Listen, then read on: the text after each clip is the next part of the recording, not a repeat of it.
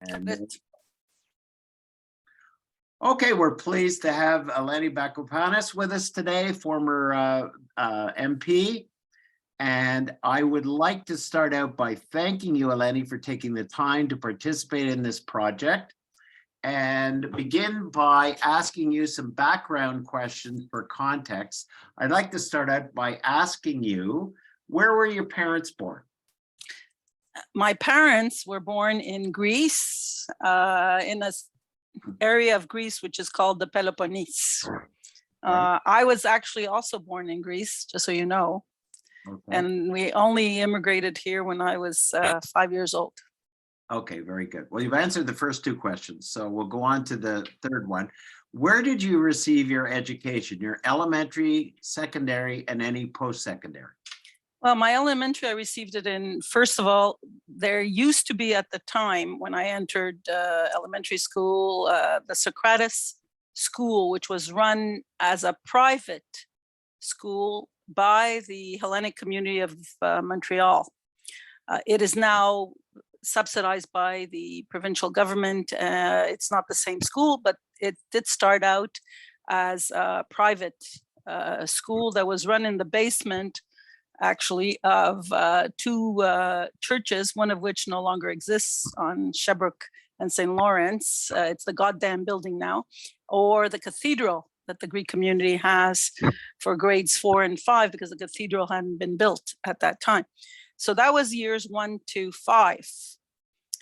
Year 6, I actually went to Sinclair Laird in Park Extension for my 6th year of elementary education. My 7th year was at Barclay School. And then high school was the High School of Montreal, which was downtown, across from McGill University. My CEGEP was at McGill, because McGill did have a CEGEP at the beginning of that CEGEP period. And my bachelor and law years were at McGill University. So that, in a nutshell, is basically my education. Okay. And what is and was your occupation? I for a long time, was a staff member of the Quebec Liberal Party. Let's start with that. When I finished university, actually I was in 2nd year law school when I got involved in the Quebec Liberal Party with the first referendum.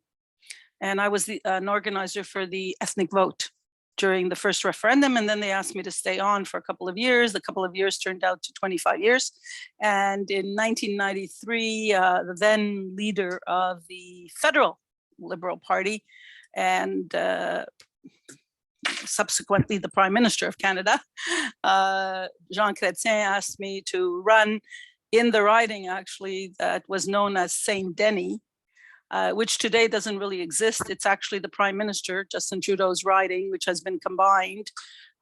So my first mandate as an MP was, but prior to that, I had worked, as I said, in the Quebec Liberal Party, and then for the government of Quebec as an advisor to a number of ministers, and also as a public servant, as vice president of the Conseil des communautés culturelles d'immigration, which no longer really exists. But my expertise was the ethnic communities, we used to call them. They're called cultural communities, and all that had to do with their voting habits, their identities. And for the 2 years that I was vice president, we did research in terms of those communities and the impact that they had in Quebec. And then, of course, I mean, I don't know how in depth you want me to go in terms of my political career, but anybody can Google it. I mean, I was parliamentary secretary to a number of ministers. I was also one of the vice chairs of the House of Commons. And I was sworn into the Privy Council because I was in charge of a file called the Social Economy. So that's where the honorable title comes, in case people want to know. When you're sworn into Privy Council, there's a specific reason. Usually it's ministers who get that honor, but there are a few of us who were not necessarily ministers, but we had certain special responsibilities for certain files. And in my case, it was the social economy. And then I went on, in 2006, I lost my election. I worked for the leader of the opposition, which was Stéphane Dion, a very good friend and someone I had supported in the leadership. And I did run again, and unfortunately didn't win that time either. And then I became Senior Director of Government Relations at McGill. So most of my, and I ran provincially also a few years later. I mean, most of my career has really been from the ground up in politics. And in fact, a story I like to tell is that my first experience in politics was actually when I was 16 years old and distributing pamphlets in the riding that I ended up representing in 1993. Then going on to represent my constituents in Nahansik, where I've lived for over 50 years, because three constituencies became two, one of which was Papineau, where the Prime Minister is now the Member of Parliament, and obviously representing that area in the riding, which is Park Extension. But I owe my political career as an MP to Jean Chrétien, who went out recruiting basically women because of a resolution that the party had also adopted. So I don't know how much more detail, Dave, you want me to go into that, because I mean, I could speak for hours in terms of my political career. It's up to you. I mean, it's so far so good. If you want to leave that, that's fine. If you want to go on, that's fine as well, as you like. No, I think that gives a nutshell. I mean, it was 13 years as a Member of Parliament. I feel very privileged and honored to have had, the opportunity to represent obviously my constituents first and foremost, and my country, and also my community. I was the first woman born in Greece to be elected to the House of Commons, which I'm very proud of. And one of the reasons actually I was chosen because Park Extension at that time had the largest constituency on the island of Montreal of members of my community who voted, who were electors. But I'm proud also that I was able to represent a Francophone riding like Nahansik, where I've lived, and my father owned a business for many years. In fact, my first election, 1997, Nahansik, I used to say I'm Johnny's daughter instead of saying I'm the Member of Parliament or the candidate, actually not the Member of Parliament, the candidate, because my father owned a restaurant which was very well known and which delivered pizza all over the island of Montreal. So. And one of the more interesting articles that was written on me at the time was From Pizza to Parliament, which was very true. I mean, waitressing at my father's restaurant was a good way of beginning a political career, because you're dealing with people and you're dealing with, some people are kind, some people are not so kind, but you have to learn, to smile and say thank you, even if they don't leave you a tip. And certainly in politics, they never leave you a tip. So that's where I grew up. And I still live in the riding. My parents live 2 minutes away. My sister lives another 2 minutes away. So we've been in Nahansik for a long time. We arrived in 1959. Okay, like most immigrants who were from very humble background and who came to Canada. Basically, my parents came to give us a better life, as most immigrants these days do, and an education. Both my parents are illiterate, just in case somebody wants to know. They never had the opportunity to go to school, especially the women coming from small villages in Greece. That was rarely an opportunity that they had. My father sort of had some elementary, very, very rudiment. He can read and write, but I have to say they both speak English. They both ran a business and were very successful at it. So I admire their perseverance and their resilience, and I thank them every day for choosing Canada. I really thank them every day, because I think it is still a country where we have opportunities, to do, great things in this country. Even if my name isn't Legault or Levesque, it's Bakopanos. It's my maiden name. I never changed it. And even Eleni, which some people like to anglicize to Helen or Eleni or whatever, I've kept Eleni, which is really the Greek version, just written in English letters. So it's been a great, great experience, and I feel very honored and privileged to have had that opportunity. Very good. And just to clarify, Eleni, if you don't mind me calling you that, please. You are living in Nahansik now? Yes. I've lived here in the house that I'm living in for 30 years. My parents have lived here since 1970. My father owned the business since 1969. although he's long retired. He's 93 years old, my father, so he's long retired, although he didn't retire right away. He retired in his 80s, just in case anybody asks.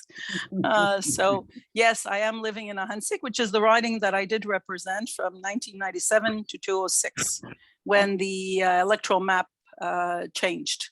And I was the one who ran in Ahansik, which at that time was not a liberal riding. In 1993, it had been held by the Bloc. And I'm very proud to say I did beat the Bloc by a big landslide and held the riding.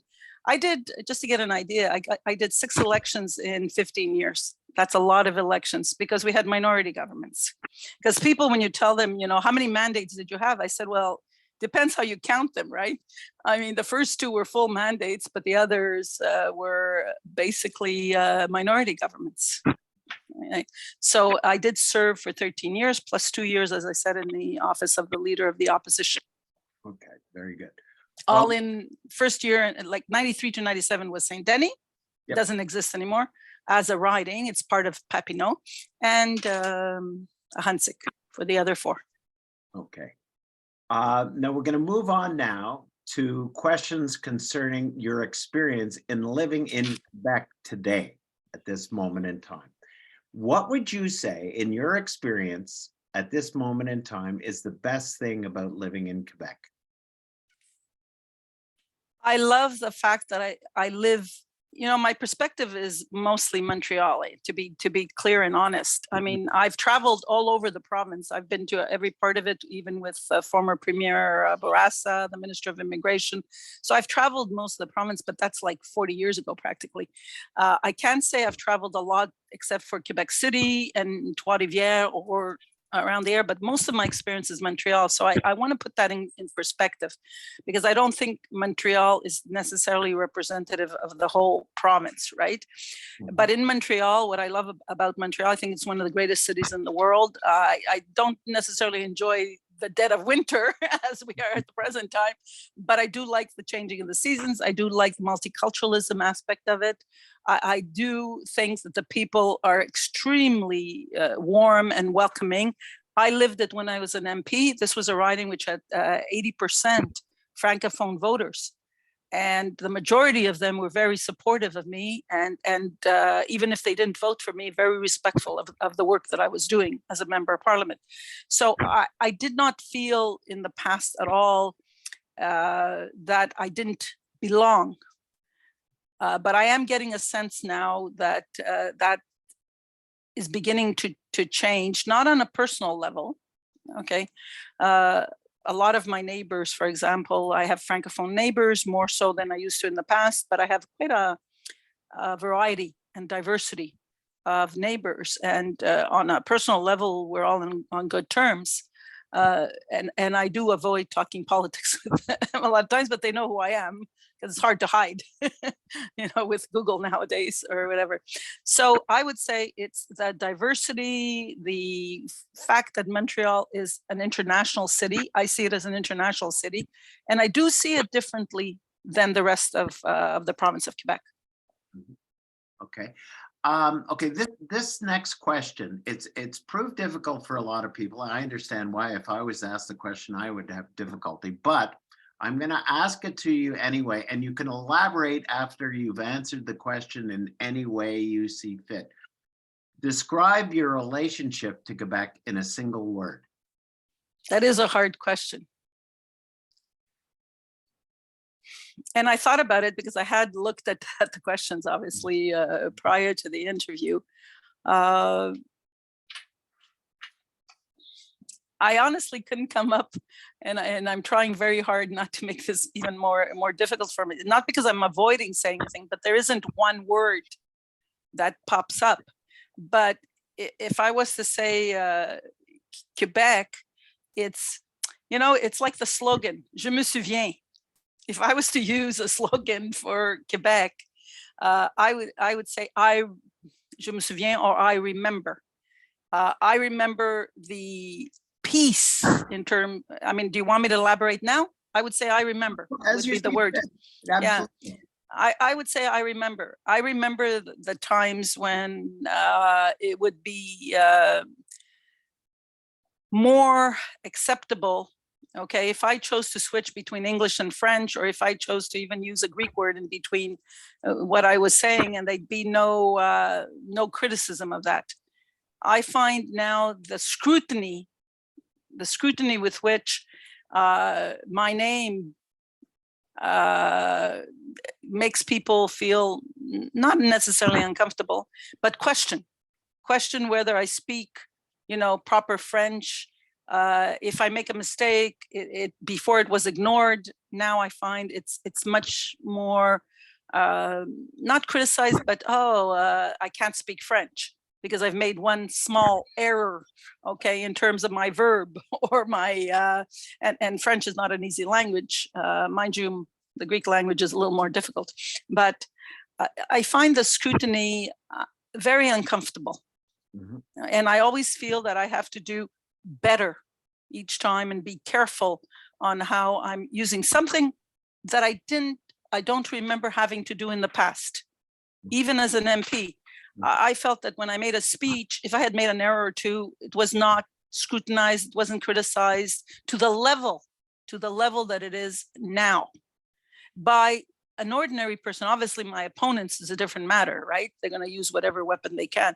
But in general, in the public, I found a different approach to me. Now there's a hesitation, there's a distance, and there's a lot more scrutiny. So that, I would say, the word is remember.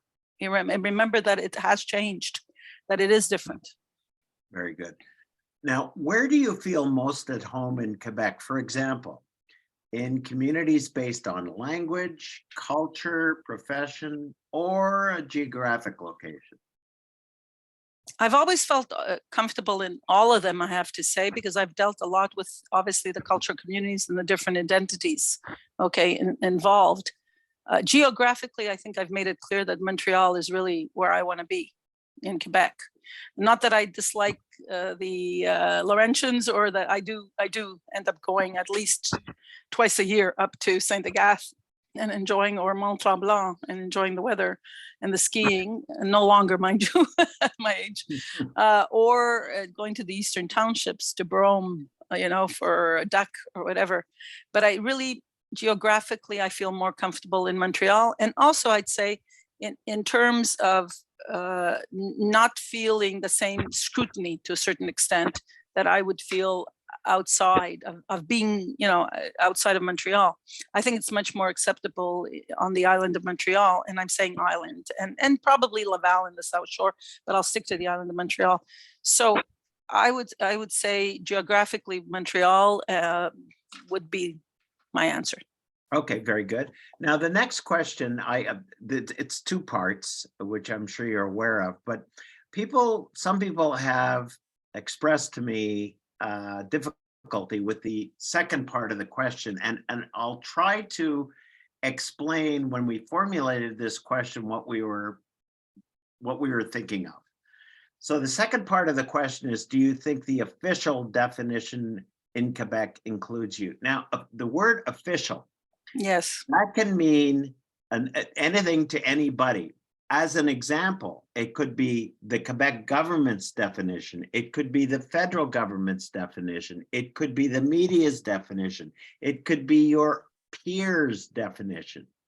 So whatever you perceive to be official is fine.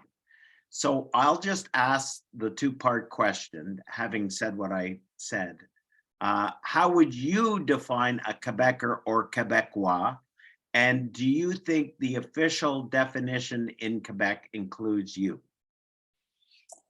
Well, my definition is that anybody who chooses to live in Quebec and who chooses to make a life for themselves in Quebec, work here, raise a family here, buy a home here, or any other type of property, pays their taxes here, is a Quebecer. Okay, in a package. I may have left things out, but basically somebody has chosen to come to this province, has chosen to send their children to even French school, or whatever school they choose to send their kids to, and make a life for themselves here, is a Quebecer. I don't think that definition is definitely shared by the present provincial government. And I don't feel that their definition includes me. Even though I've lived in this province for 60 years, as I said, my political career proves that I can function in both languages, that I have deep roots here with my family, but I don't think they see me as a full Quebecer under the present political atmosphere that they've created in terms of some of the legislation that they have adopted, which really denies me certain rights, which I think I fully enjoyed before and never even had to question. I didn't have to question that those rights didn't apply to me. Those as a minority, if we talk about being a minority, although I've never felt really as a minority when I was a member of parliament, or even like I said, on a personal basis, but that government has created that wedge where through their legislation and their actions and their words, I'd say also in the last election campaign. So I don't feel that I'm part of their official definition of what a Quebecer is. Well, that's a great segue into the next question, which is, has your sense of identity as a Quebecer or Quebecois changed over the years, and in what ways? Well, I think I more or less answered that. I don't feel that I enjoy today the same rights as a Quebecer that I enjoyed in the past. I mean, I haven't been denied a right, just to put it on the record. I haven't been denied a right, but I don't feel the same comfort if I'm walking to a store and I want to say hello instead of saying bonjour. Okay, I almost feel compelled that I've got to say bonjour, whether and I can converse in both languages, obviously, and I can ask for what I want in both languages. But I sort of feel I've been sort of unconsciously have to say bonjour. And we had all that controversy about hello, bonjour, which was, I think, not appropriate for a modern society. If I may use those words, I could use others, but I prefer, if we're going to keep it on the video. But no, yes, I certainly don't feel the same comfort. I don't feel the same ease with which to navigate, through whatever I decide to do.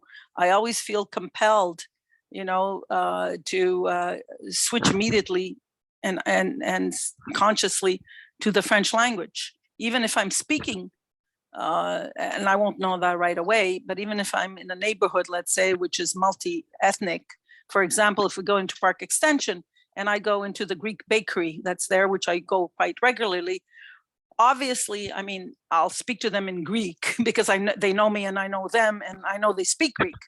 But if they have a staff member, I would assume first that staff member would probably want to converse with me in English. That's an assumption on my part, obviously. And there I feel comfortable enough to doing it in either Greek or English or French. But there's if I go to, downtown Montreal and I walk into a shoe store, in the back of my mind, I said, oh my gosh, I have to say bonjour instead of hi. Whereas before, I didn't even give it a second thought. I would walk in, I'd say, hello, bonjour, and they would come up and they would speak to me in either language and say, can I help you? And that would be it. And then we'd go on, to whatever business I was in that store for. Now you even see on their part, a lot of times the staff members, they sort of hesitate for a half a second, or I even hesitate for half a second. Am I going to say bonjour? Am I going to say hello? Which is something I don't think we should have to face after, spending, like I said, 60 years in this province and never having to question, whatever language I chose as a free citizen living in a democratic society that believes in a Charter of Rights and Freedoms, to be able to have to question that each time.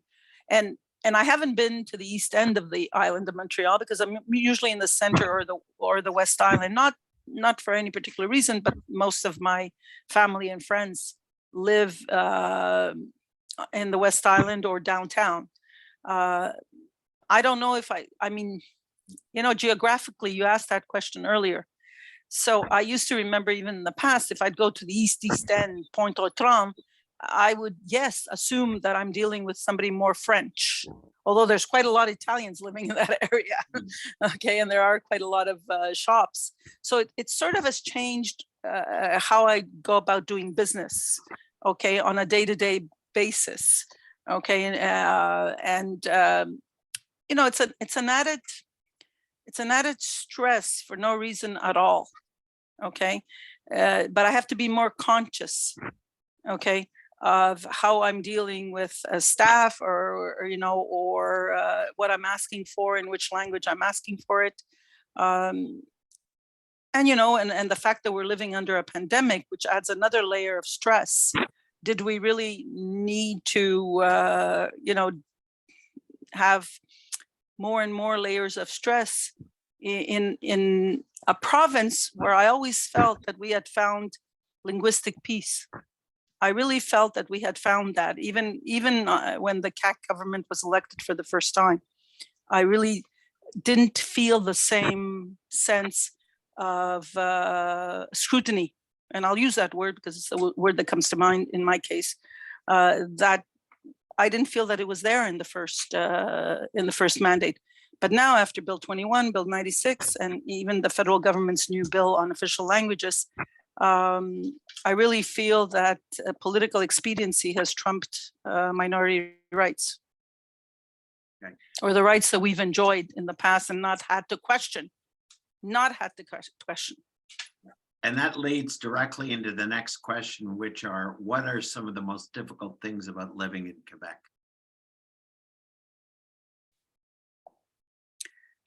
Well, I have to say, first of all, that access to English language healthcare would be my main concern.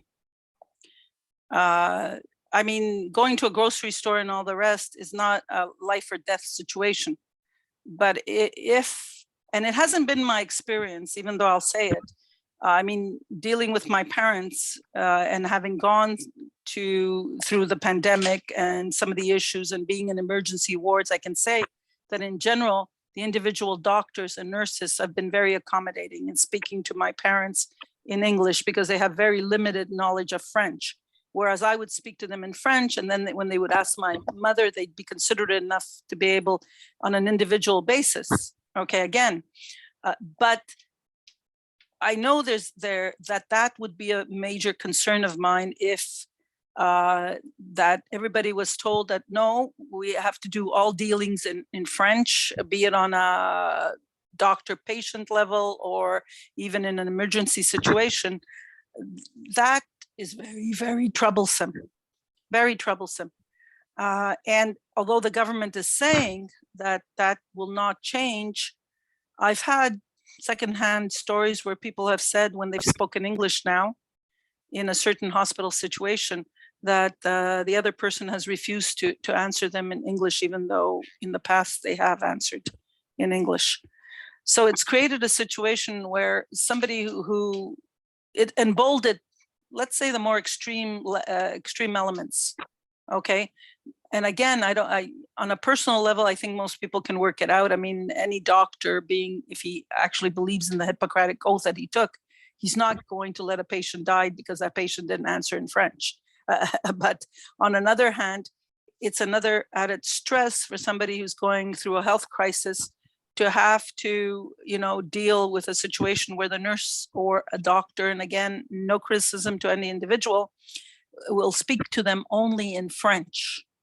And there have been stories out there. I mean, I'm not making them up. I think there have been stories out there.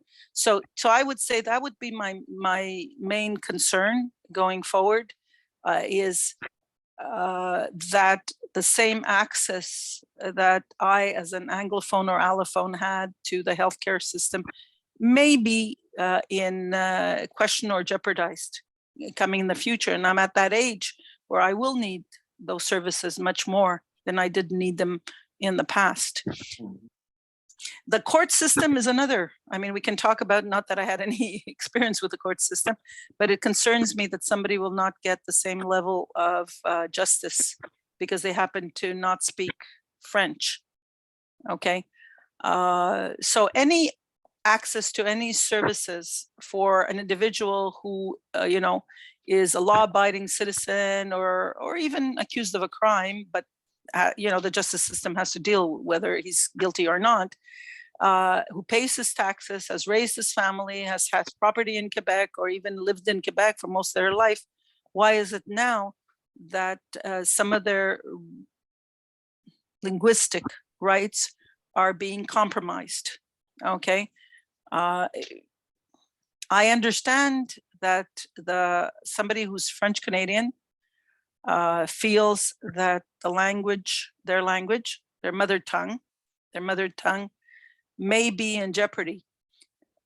But I always use the example of the Greek language under the Ottoman Empire and how it survived despite the occupation that they endured. Okay. And there are other examples across the world of in the history books where languages have survived despite the fact that there's been wars, there's been colonization, there's been strict rules placed on the education of the citizens, that a colonizer has insisted that they speak a certain language. And we have examples of that obviously in our Indigenous communities, okay? But those languages have survived. Yes, the fear is probably real, but I don't think the solution or the remedy is the right one.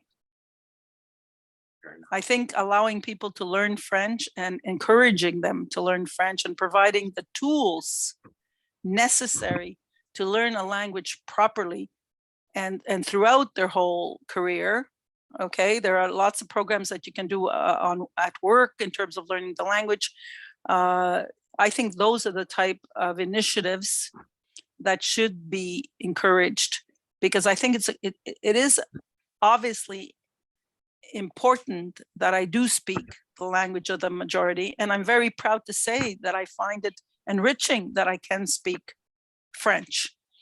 And I've used it not only when I travel, but often, even if you're not traveling in a French-speaking country, you'll run across individuals who will speak French, and they're amazed, but I speak 4 languages, and my kids speak 4 languages. And I think that that's an added benefit to them overall in terms of how they view the world. And I think that should be the approach. It should be a more positive approach. Learn the language. Here are the tools for the language. Let's invest in that language and make sure that we also, with our neighbors, have the type of relationship where we feel free to switch back and forth, whether it's English or French. And even if they don't speak any English, that's fine. Okay, but some of them don't speak English, but they understand English. Anyway, I could go on and on.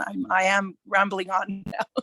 No, that's fine. And I'm going to drill down a little bit further here in the next question. And often you'll have alluded to the answers to these same questions in your previous responses, and that's okay. That doesn't matter. I'm coming at this from different angles, and sometimes it provokes a different response. So I'll just ask it, and if you repeat yourself, that's fine. No worries. Yeah, no, I'm not. Years, Quebec's Francophone majority has identified a number of linguistic and cultural threats. Which of these concerns do you share and support, and which of these concerns make you feel excluded or targeted? I think I'll be, yes, there is a threat.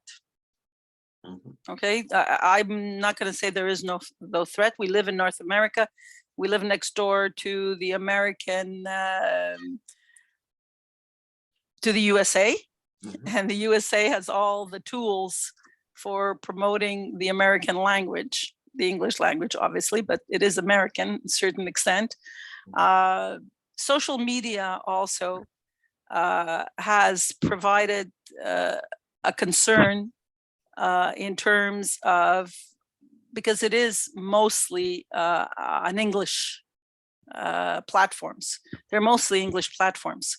And so I can understand, and also if we look at the cultural side, I don't think a lot of us who live in Quebec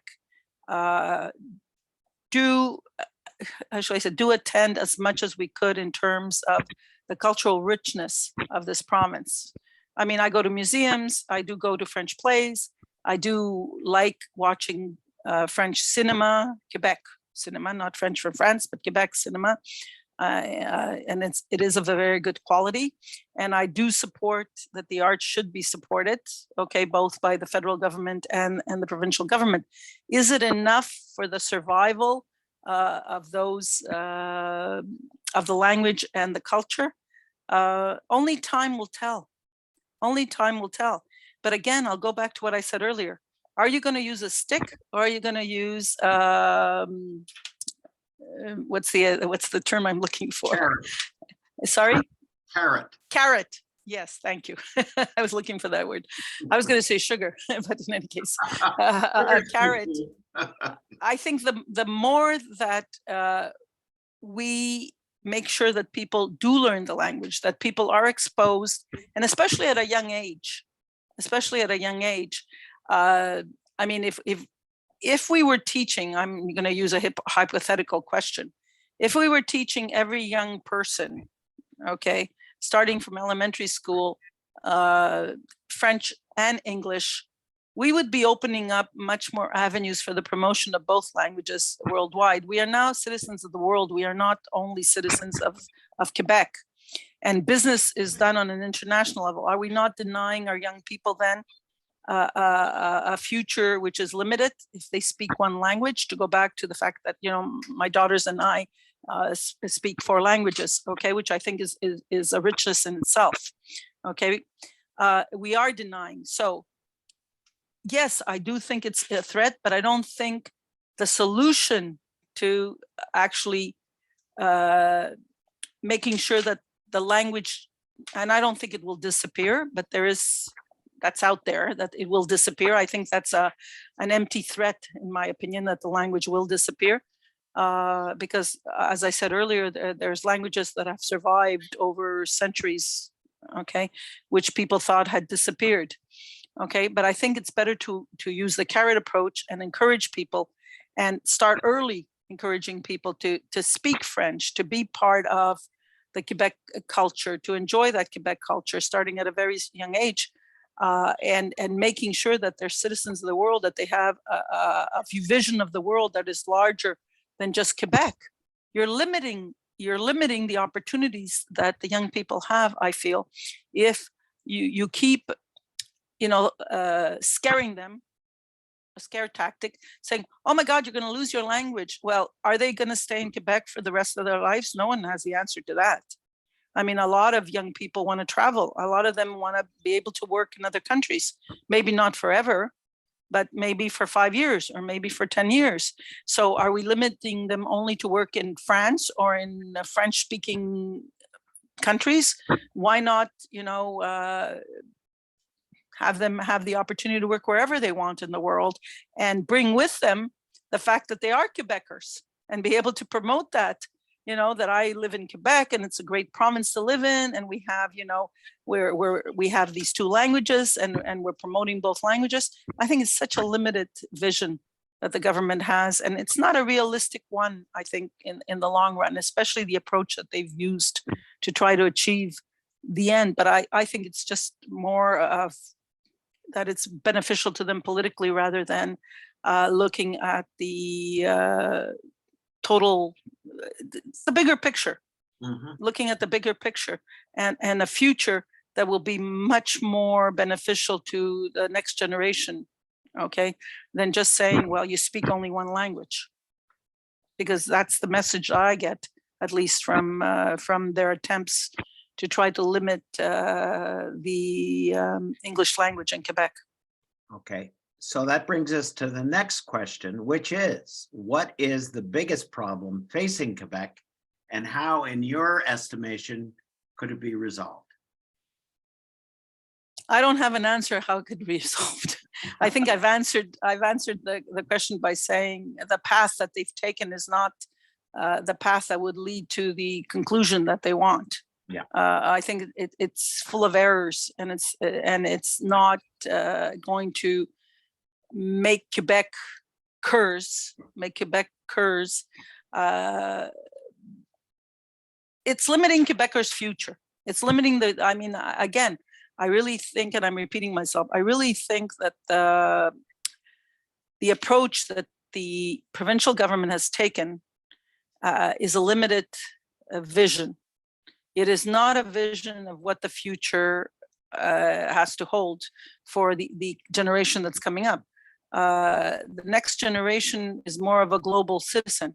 They're concerned in general, not only about what's happening in Quebec, but they are concerned about, the environment, which is something I'm using that as an example, which is not limited to Quebec and to Canada. It's a worldwide phenomena.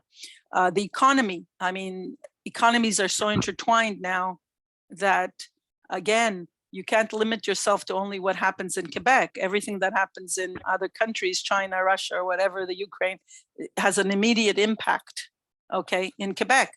So it's a very narrow vision that this government has, obviously for political expediency, and I'm going to say that, but it will not serve anyone in terms of either making sure that the French language does survive or making sure that the French culture does survive. I think opening up and making sure everybody has access to French language training immediately when they arrive, and not limiting also immigration to those people that come from French-speaking countries, to those individuals only coming from French-speaking countries, but having the right people with the right skills, with the right knowledge in order to be able to grow our economy, and giving them the tools and giving everybody the tools to be able to work and live in Quebec would be a better approach. And also giving them access to Quebec culture starting at a very young age. And as I said, I'm repeating myself now. That's okay. Now, the next question you may wonder about a little bit, and I'll preface it a little bit. I don't know if you have seen the great documentary by Guy Rogers called What We Choose to Remember. No, I haven't. It's a documentary about the Quebec seen through the waves of immigration into the province. Oh, no. It's excellent. And Guy Rogers, the gentleman who made the documentary, is a mentor of mine. I strongly recommend that you see it. Everybody who's seen it has walked away gobsmacked. It really succinctly looks at Quebec and the dynamic of language in a completely different way. It looks at it through the waves of immigration into the province. I will send you a link to that. Okay, please do. I will look at it. Yes. The link, what the link does, it goes right to his website and gives you the opportunity to watch on your computer. Now, if your TV is hooked up to the internet, you could do it through your TV, however you choose to do it. Yes, that's fine.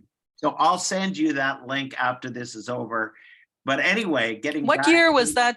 What year was it made? Made 2022. Oh, it's recent. Oh yeah, my gosh. Brand new, and he's showing it all over the province as we speak. In fact, I was in a meeting with him earlier. Okay. The NFB has just picked it up. Oh, okay. It really is worth a watch. From everything I've seen over the last 30 or 40 years, it puts everything into perspective so clearly for me. Even members of the CAQ government have watched it and said, wow, you really put things in perspective very well. So I encourage you to check it out. Okay. I'll send it might have been useful to watch it before. No, that's okay. But the reason I tell you that story and about this documentary, yes, he uses this little visual trick that I'm about to, it's not a trick or visual tool that I'm about to use with you very effectively in that documentary. So having said all of that, indicate by a show of fingers on a scale from 1 to 10, 1 being the weakest, 10 being the strongest, how strongly you feel that the joys of living in Quebec outweigh the challenges. Wow. You want me to lift my fingers on that one or to just give you a number? Yep, no, lift your fingers and show me. Can To you see your both left, hands? to your left, your left, to your left. To my left? Yeah, there you go. Thank you. Oh, that's great. That's fantastic. Thank you very much. Seven, in I case you got you. didn't count it. No, yeah, I did. Thank you for that. Okay, to finish up, is there anything else that you would like to say about your sense of identity or belonging in Quebec? I'd like to say that I think most of us have earned the right, okay, to enjoy linguistic peace in Quebec. After having lived through two referendums and actually being at the forefront of both those two referendums, after the governments that have come and gone provincially, some of which have been less focused on language and more focused on making sure that Quebec's economy grows, that Quebec's young people have the same opportunities that other young people have all over the world, and to be able to create a global community that respects and actually celebrates those differences, which I always thought Canada was about, that Canada and Quebec were about celebrating our differences, okay? And learning to see the richness in each of those differences. My hope would be that we can come back to that, okay? And I'll leave it with that hope and that aspiration that we will, the pendulum will swing back, as they say. The pendulum will swing back to where we do have linguistic peace, where we do celebrate our differences, and where we actually feel that no matter what language we speak, that we can actually be able to communicate with our neighbors, with whoever we come in contact, with the same respect that we've always enjoyed in this province. So if we can go back to that type of stability that I thought was there for a while, and it didn't matter what government was there. I mean, I felt that way even when the PQ were in power. I didn't feel the same. As I said, I always will use the word scrutiny. I just feel I'm being scrutinized each time, no matter, what I'm doing or what I'm saying. But I would love, and it is my hope, that we can find that same peace, linguistic peace, because Quebec, and especially Montreal, is the city that I want to continue to live in. And I hope my children will continue to live in. And hopefully whenever the grandchildren come, that they will also want to feel very comfortable, raising their families in Quebec, as I did and as my parents did. That's very good. And I want to thank you, Eleni, very much for You're welcome. Educational for me personally, and for this project. Your input was very valuable. I'm going to stop the recording now, and we'll continue this discussion offline. Okay. As